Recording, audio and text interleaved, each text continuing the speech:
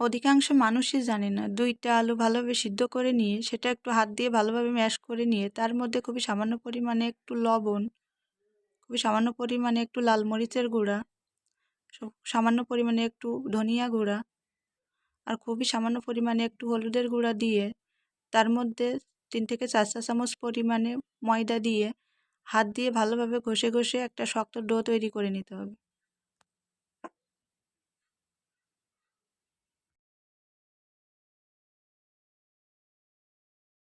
তারপর একটা বেলনের সাহায্যে এটাকে একটা রুটির মতো তৈরি করে নিতে হবে।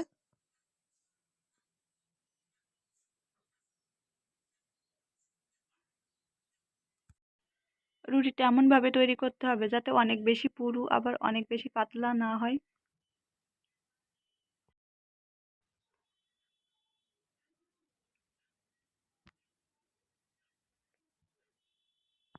এখন একটা ছুরির সাহায্যে আমরা পুরো রুটিটার ভিতরেই দাগ টেনে নিব।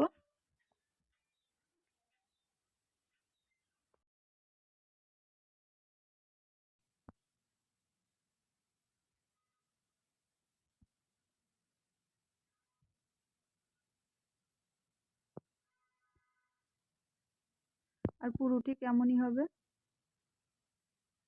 এখন সবগুলো আমরা হাত দিয়ে ভালোভাবে ছাড়িয়ে নিব। আর অন্যদিকে চুলায় একটা কড়াই বসিয়ে দিয়ে দেব পর্যাপ্ত পরিমাণে সয়াবিন তেল।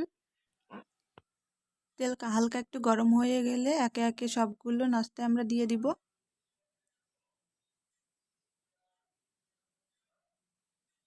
আর অনবরত নেড়ে চেড়ে দুই পাশ পছন্দ মতো কালার আসা পর্যন্ত ভেজে নিব। আর চুলার আঁচ একেবারে লোতে থাকবে।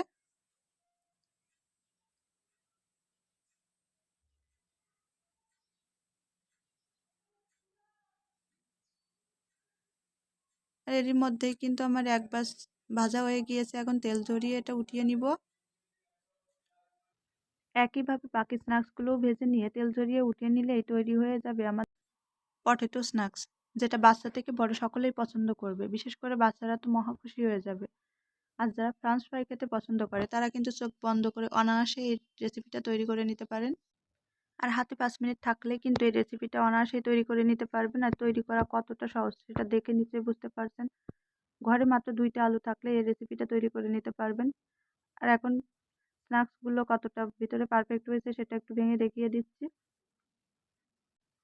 তো আশা করছি আমার আজকের রেসিপিটি আপনাদের কাছে সহজ লেগেছে। সহজ লাগলে অবশ্যই লাইক, কমেন্ট, শেয়ার করতে ভুলবেন না। আরও আমার নিত্য নতুন সহজ রেসিপি পেতে পেজটায় একটা ফলো দিয়ে অবশ্যই পাশে থাকবেন। আজকের মতো এখানে বিদায় নিচ্ছি। দেখা হবে অন্য কোনো ভিডিওতে।